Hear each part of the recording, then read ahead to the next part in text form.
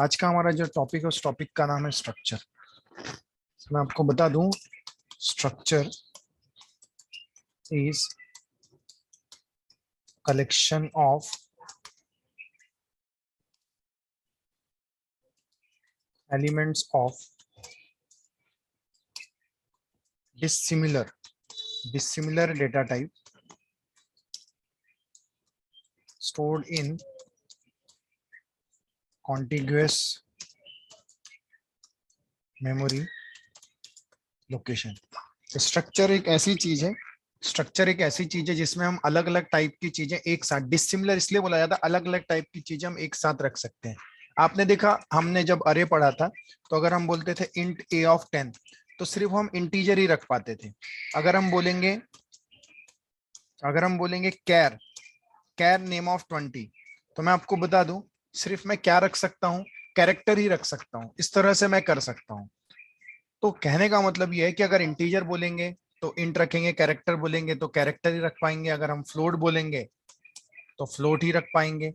तो कहने का मतलब ये है, आप जिस तरह की वैल्यू बोलोगे आप सिर्फ एक ही टाइप की वैल्यू रख सकते हो। अगर आपने फ्लोट बोला तो फ्लोट, कैरेक्टर बोला तो कैरेक्टर, इंटीजर बोला तो इंटीजर। लेकिन स्ट्रक्चर एक ऐसी टेक्निक है जिसमें एक साथ अलग अलग डेटा टाइप भी आप एक ही साथ कॉन्टिग्यूअस मेमोरी लोकेशन पे रख सकते हो।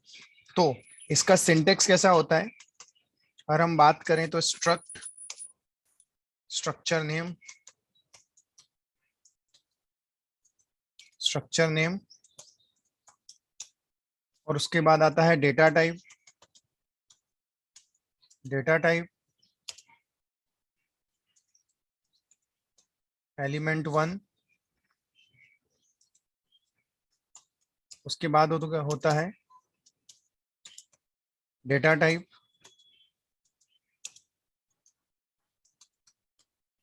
एलिमेंट 2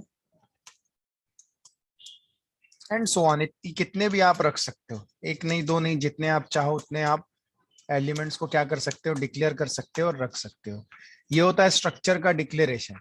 अब स्ट्रक्चर वेरिएबल क्रिएशन कैसा होता है, तो आप लिखते हो स्ट्रक्ट, लेकिन वो लिखने से पहले बता दूं ये स्ट्रक्चर की होती है डेफिनेशन। लेकिन एक और चीज है, syntax for structure variable declaration. Structure variable declaration इसमें कैसा होता है, इसमें लिखा जाता है स्ट्रक्ट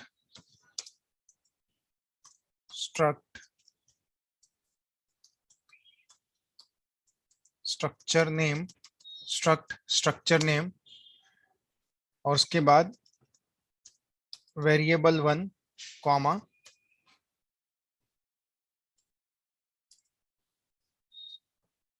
वेरिएबल 2 डॉट डॉट। ऐसे कितने भी वेरिएबल क्या कर सकते हैं, ले सकते हैं। कितने भी वेरिएबल आप क्या कर सकते हैं, ले सकते हैं। इस तरह से ये चीजें होगी। तो ये कहलाता है स्ट्रक्चर वेरिएबल डिक्लेरेशन, ये होता है स्ट्रक्ट। अब देखो इसी का एग्जांपल मैं नीचे लेता हूं, मैं जाता हूं और मैं लिख देता हूं स्ट्रक्ट emp। हम जाते हैं, मैं लिख देता हूं, सपोज की बात है कैर नेम ऑफ 20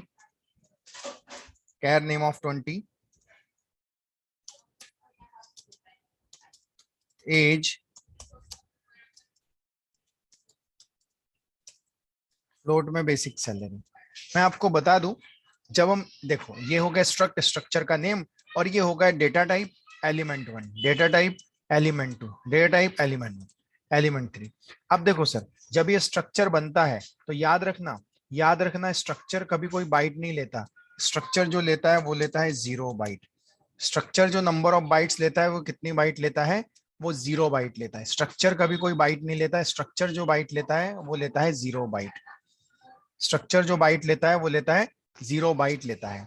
और जैसे ही मैं जाता हूं और मैं लिखता हूं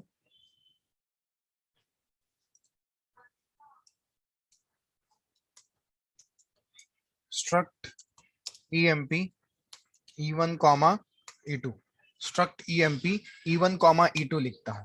तो e1 कॉमा e2 अगर मैं लिखूंगा तो क्या होगा, ये स्ट्रक्चर के वेरिएबल हो गए। तो जैसे ही देखो स्ट्रक्चर कभी कोई बाइट नहीं लेता, वो 0 बाइट लेती है, लेकिन जैसे उसके वेरिएबल क्रिएट होंगे, जैसे E1 क्रिएट होगा, जैसे E1 क्रिएट हुआ, तो मैं बताना चाहता हूँ E1 भी, E1 जो बाइट लेगा E1 अलग से क्रिएट होगा और E2 भी अलग से क्रिएट होगा। तो जब E1 क्रिएट होगा तो E1 मेमोरी में जब क्रिएट होगा तो E1 नाम का अलग से वेरिएबल होगा, E2 नाम का अलग से ये क्रिएट होगा, दोनों सेपरेट क्रिएट होंगे। अब देखिए जब E1 की बारी आएगी, जब E1 की बारी आएगी तो यहां रहेगा नेम, उसके बाद रहेगा एज, एज, और उसके बाद रहेगा बेसिक सैलरी, नेम एज और बेसिक सैलरी। तो मैं आपको बता दूं ये कुछ इस तरह से रहेगा। नेम लेगा 2 बाइट, सॉरी नेम लेगा 20 बाइट, एज लेगा 2 बाइट और बेसिक सैलरी लेगी 4 बाइट। मतलब यहाँ पे जब आप जाओगे तो जो नेम है ये 20 बाइट क्यों लेगा, क्योंकि एक कैरेक्टर 1 बाइट, तो 20 कैरेक्टर 20 बाइट लेगा। उसी तरह से ये 2 बाइट लेगा और इसी तरह से ये कितने बाइट लेगा, 4 बाइट लेगा। उसी तरह से अगर हम यहां बात करें, हाँ पहले हम इसकी बात करते हैं, तो ये इसका जो एड्रेस शुरू होगा ये 6001 से शुरू होगा, 6001 से, तो ये जाएगा 20 तक,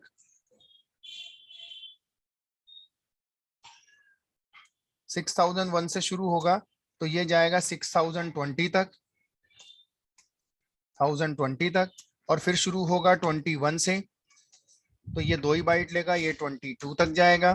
फिर ये 23 से शुरू होगा तो ये जो जाएगा ये 26 तक जाएगा, 26 तक जाएगा। इसलिए ये कितने नंबर ऑफ बाइट्स लेगा, इसलिए ये जो बाइट लेगा ये लेगा टोटल 26 बाइट, टोटल ये लेगा 26 बाइट। कितने बाइट लेगा, 26 बाइट। उसी तरह से यहां पर भी क्या होगा, क्या क्या रहेगा, नेम रहेगा, एज रहेगा, एज रहेगा और बेसिक सैलरी रहेगी। तो मैं बताना चाहता हूं ये जो पहला वाला क्रिया क्रिएट हुआ इसको हम बोल देते हैं E1, इसको हम बोल देंगे E1। उसी तरह से ये जब क्रिएट होगा तो ये एक और क्रिएट होगा, ये नेम रहेगा 20 बाइट, एज रहेगा 2 बाइट और बेसिक सैलरी हमेशा की तरह लेगा। तो इसकी अगर हम बात करते हैं तो ये लेगा 20 बाइट और एज जो लेगा ये लेगा 2 बाइट और ये जो लेगा ये लेगा 4 बाइट। इस तरह से टोटल मिला के ये भी कहला जाती है 26 बाइट। इसकी भी अगर हम एड्रेसिंग की बात करें तो सेम चीज है। अगर हम शुरू करते हैं सपोज करो 7001 से, तो ये 20 तक जाएगा, 21 से शुरू करेंगे तो 22 तक जाएगा और 23 से शुरू करेंगे तो 26 तक जाएगा। इस तरह से ये होगा। और ये भी कितने बाइट लेगा, ये E2 नाम का है,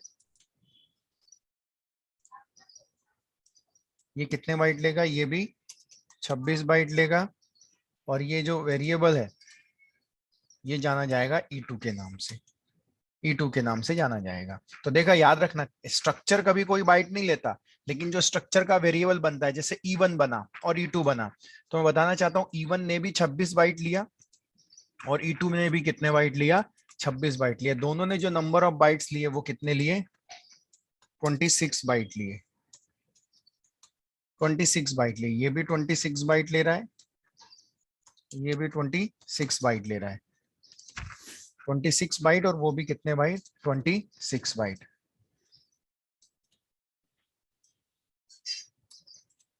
ट्वेंटी सिक्स और 26 बाइट इस तरह से वो लेगा। तो इस तरह से ये स्ट्रक्चर बनता है और ये स्ट्रक्चर वेरिएबल बाइट्स लेते हैं, वो लेते हैं स्ट्रक्चर। और मैं आपको बता दूं ये जो 0 बाइट की बात कर रहे हैं हम, ये क्या है एक्चुअली, मैं आपको बता दूं ये पूरा यहां से लेके यहां तक इसको क्या बोला जाता है, तो इसको बोला जाता है structure variable, structure variable declaration, structure variable declaration कहलाता है ये। और ये जो आप नीचे देख रहे हो,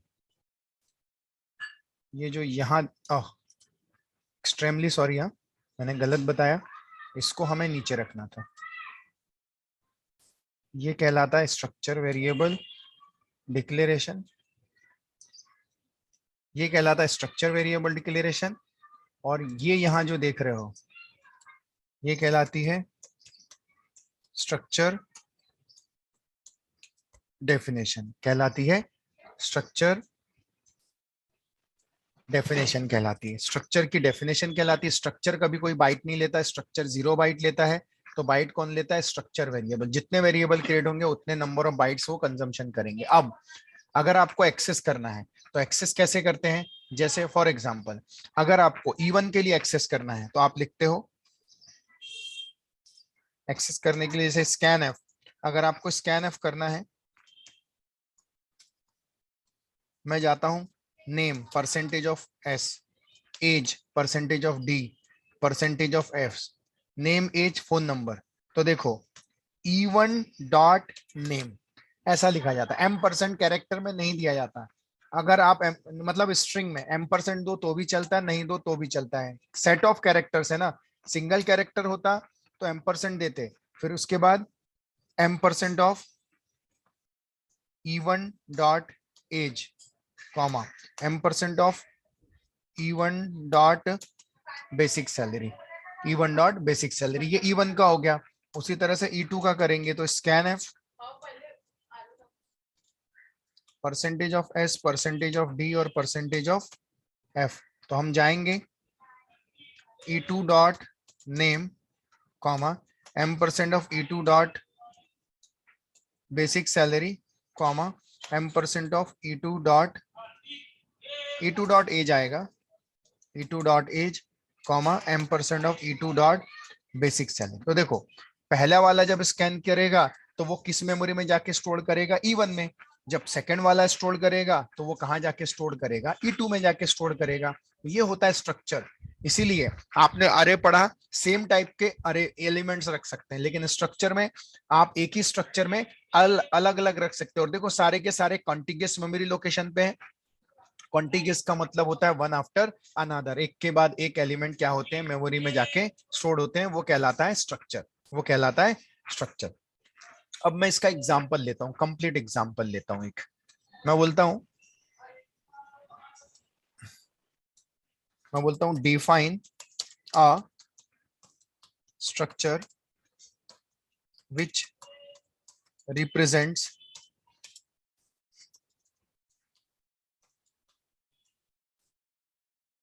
स्ट्रक्चर मेंबर। जो उसके अंदर होते हैं ना उनको स्ट्रक्चर मेंबर, जैसे नेम एज फोन नंबर, वो कहलाएंगे structure member. Name name age and phone number. Define a structure which represent structure members, name, age and phone number using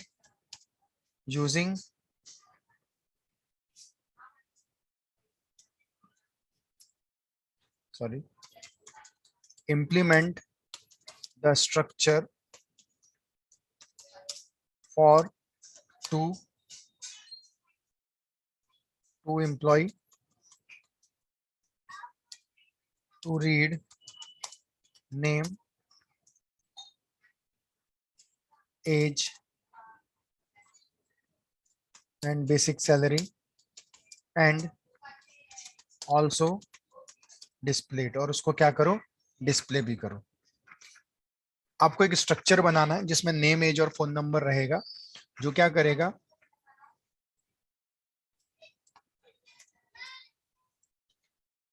read करेगा और डिस्प्ले कर देगा। तो चलिए मैं स्टार्ट करता हूं मेरा स्ट्रक्चर बनाना। मैं मेन के ऊपर भी बना सकता हूं, मेन के नीचे भी बना सकता हूं। वॉइड ऑफ मेन अंदर बना लेता हूं। अभी फिलहाल मैं जाता हूं struct emp char name of 20, int में एज और लॉन्ग में फोन नंबर और स्ट्रक्चर तो एंड हो गया, उसके बाद स्ट्रक्ट emp 2 के लिए करना है, तो e1 कॉमा e2 लिखता हूं मैं। उसके बाद अब चलो रीड करते हैं print F,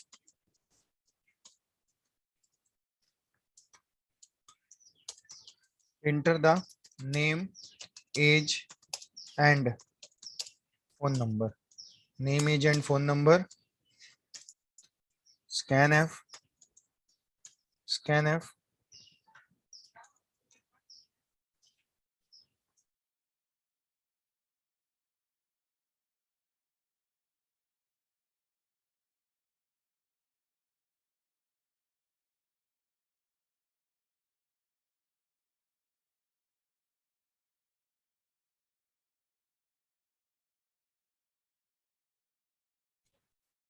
scan F, percentage of S, percentage of D, name age and phone number है ना, परसेंटेज ऑफ, हम लॉन्ग नहीं लेते हैं सर, सिंपली इसको भी हम इंट में ही लेते हैं, परसेंटेज ऑफ डी। अब क्या करेंगे, e of one dot name comma m% of e of one dot age comma m% of e of one dot phone number ले लेते हैं। ये हमने फर्स्ट के लिए रीड कर लिया। अब अगर हमें सेकंड के लिए रीड करना है तो सेम फिर से यही मैसेज और यही चीज करनी पड़ेगी। हम इसको कॉपी करते हैं और पेस्ट कर देते हैं। बस फर्क इतना होगा कि e ऑफ वन की जगह क्या हो जाएगा, e ऑफ टू, यहाँ पर हो जाएगा e ऑफ टू, और ये किसकी मेमोरी रेफर करेंगे, e ऑफ टू की। अब आपने रीड कर लिया, अब हमको क्या करना है, डिस्प्ले करना है। तो हम जाएंगे प्रिंट एफ, नेम एज और फोन नंबर, और उसके बाद स्लैश एन दे दो, तो नेक्स्ट लाइन में चला जाएगा। तो e of one dot name comma e of one dot age, e of one dot age comma e of one dot basic salary. Finally second वाले को भी प्रिंट करना है, तो एज इट इज ऐसे ही ले लो, सिर्फ e1 की जगह क्या लिख देंगे, e2 लिख देंगे, e2 dot name, e2 dot age और e2 dot basic salary, get ch और एंड ऑफ द प्रोग्राम।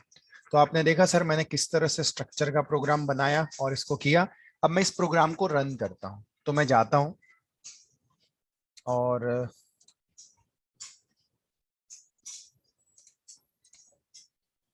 मैं सीपीपी स्टार्ट करता हूं।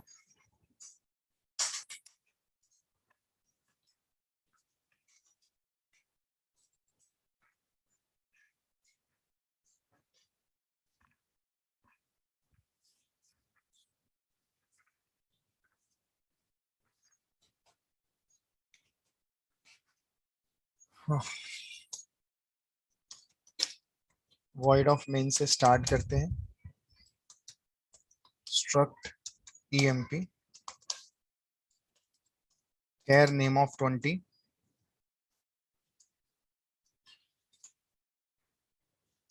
इंट में एज और इंट में फोन नंबर। अब देखो सर, ये स्ट्रक्चर वेरिएबल तो 0 बाइट, सॉरी ये स्ट्रक्चर की डेफिनेशन तो 0 बाइट लेगी, लेकिन जब इसका वेरिएबल क्रिएट करेगा 20 + 2 22 और +2 कितना हो जाएगा, 24 बाइट लेगा। इस बार 20 हमेशा 26 नहीं, उसके अंदर के डेफिनेशन के ऊपर डिपेंड करता है।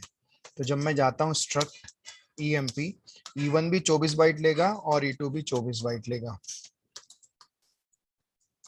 हम जाते हैं printf, enter the name age and phone number, name age and phone number, तो scanf नेम एज और phone number, e of i dot name comma m% e of one dot age comma ampersand E of 1 dot phone number. Sir scanf में %f लिखा है लेकिन integer है phone हाँ number. Correct, तो उसको हमको सही करना पड़ेगा, परसेंटेज ऑफ डी कर लेते हैं। उसी तरह से हम सेकंड के लिए ले लेंगे। Thank you. Enter the name age and phone number. Scanf name age और phone number. e2 dot name ampersand of e2 dot age comma ampersand of e2 dot basic salary. बस अब प्रिंट करना है। Printf. Sir basic salary नहीं, phone number. हाँ अरे क्या होता है ना, ये एग्जाम्पल ना सेम सेम है ना, तो इस कारण मैं कंफ्यूज हो जाता हूँ। हाँ मेरा मेरा माउस चल जाता है। चलिए, नेम एज और फोन नंबर स्लैशन दे देता हूँ। e1 dot name comma e1 dot age comma e1 dot basic.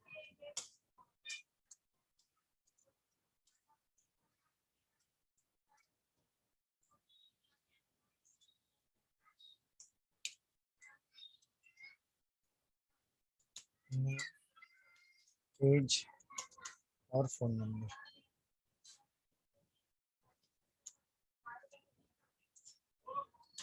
e2 dot name comma e2 dot age comma e2 dot basic salary.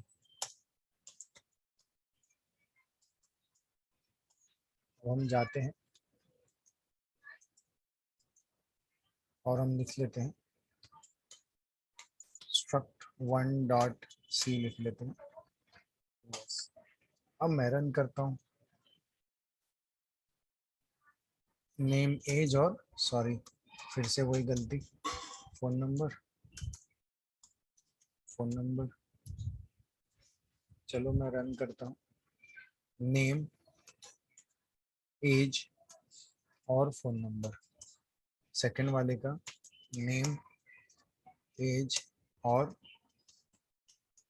Phone number.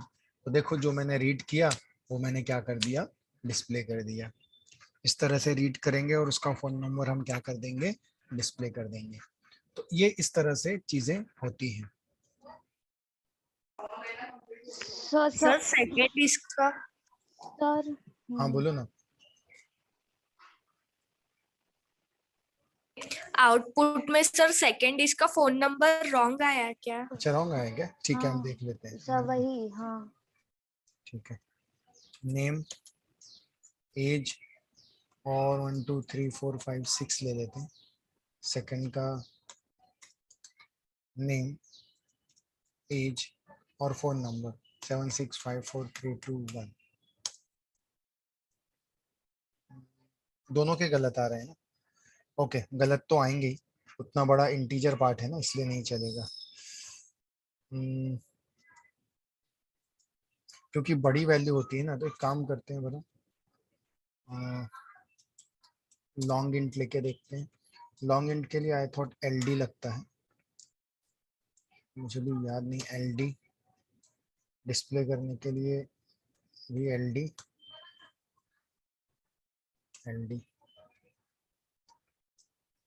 देखते हैं ट्राई करके। राजा as 1 2 3 4 5 6 7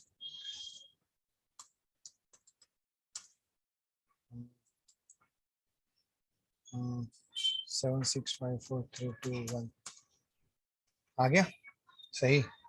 वो range से बाहर जा रहे थे ना इसलिए गड़बड़ कर रहे थे। ठीक है अभी। Yes sir. तो सर ये मैंने आपको पहला प्रोग्राम लिया। अब ये मैं आपको नोट्स में तो ऐड कर रहा हूँ। अब आप मुझे जो है, मुझे कल 2 असाइनमेंट आप करके देंगे। मैं क्वेश्चन लिख के देता हूँ। पहला question, define a class emp, not a class, define a structure emp which represents member, which represents structure member, name, age and basic salary, name, age and basic salary. Implement this structure for two employee, for two employee, दो employ के लिए ये चीजें करना है. Second question, define a structure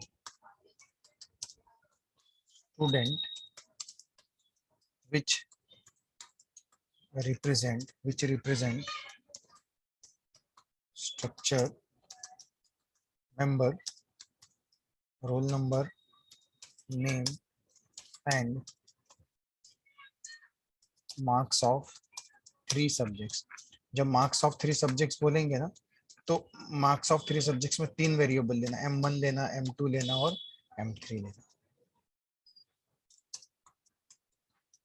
Implement this structure for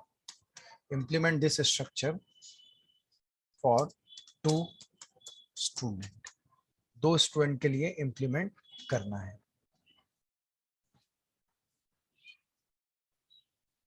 और ये भी ट्राई करके देखना, सेम यही है.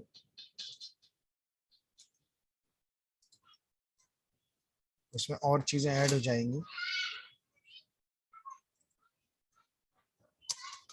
Also calculate DA, HRA and gross salary.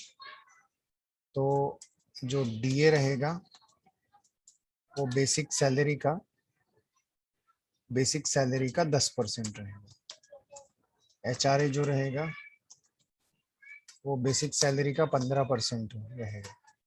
और जो ग्रॉस सैलरी रहेगी वो रहती है DA plus HRA plus basic salary. ये इस तरह से रहेगा. तो ये 3 चीजें, ये 3 प्रोग्राम आपको होमवर्क करना है,